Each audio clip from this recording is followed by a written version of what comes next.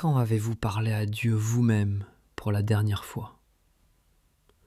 Pas demander une prière, pas donner votre problème à l'homme de Dieu, vous, votre voix, directement. Prenez 2 secondes, cherchez la date, voilà. Et ce silence-là, dans votre tête, quelqu'un l'a fabriqué. Parce que le geste, vous le connaissez par cœur. On écrit son problème sur un papier, on le donne à l'homme de Dieu, parfois avec une enveloppe. Et on rentre soulagé, lui, il est branché. Sa prière compte double, elle passe devant tout le monde dans la file. Regardez bien ce que vous venez de faire, les amis. Vous n'avez pas prié, vous avez fait prier. Vous avez donné à un autre la seule conversation qui vous appartenait.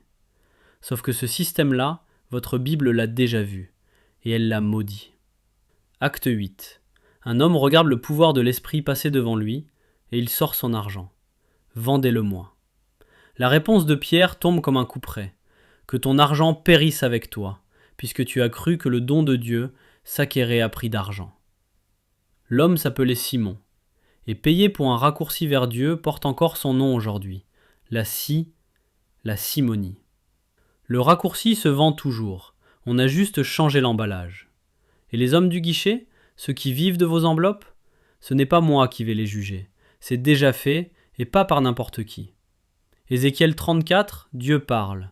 Malheur aux pasteurs d'Israël, qui se paissaient eux-mêmes. Vous avez mangé la graisse, vous vous êtes vêtus avec la laine. La graisse, c'était la vôtre. La laine, c'était la vôtre. Et le mot est dans le texte. Pasteur. Dans la bouche de Dieu. Il y a 2600 ans. Alors c'est quoi le modèle? Jésus l'a donné et il tient en une image. Quand tu pries, entre dans ta chambre, ferme ta porte et prie ton Père qui est là, dans le lieu secret. Une chambre, une porte fermée. Personne entre vous et lui. Pas de guichet. Il n'y a jamais eu de guichet. Alors on va me dire, mais la Bible demande d'appeler les anciens pour prier sur un malade. Exact, c'est écrit, je vous le laisse. Mais lisez la ligne d'après. Priez les uns pour les autres. Les uns pour les autres. Vous pour lui pour vous. Personne ne paie, personne n'encaisse. Ça, le texte connaît. Ce qu'il ne connaît pas, c'est l'homme qui fait payer le passage.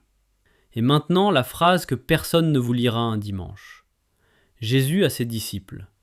Je ne vous dis pas que je prierai le Père pour vous. Attendez. Jésus refuse de prier à leur place? Lisez la suite, car le Père lui-même vous aime. Lui-même. Vous entendez ce que ça veut dire? Vous n'avez pas besoin qu'on parle pour vous. Et on va me sortir, mais Christ intercède pour nous, c'est écrit. Exactement. Christ. C'est le seul dont le texte dit ça.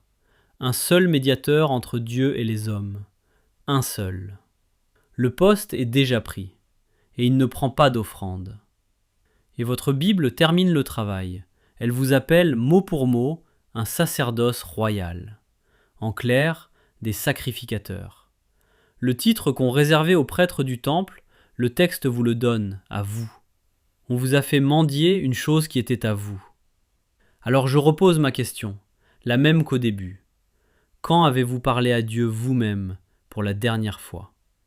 Le Père lui-même vous aime, c'est écrit. La chambre est là, la porte est là.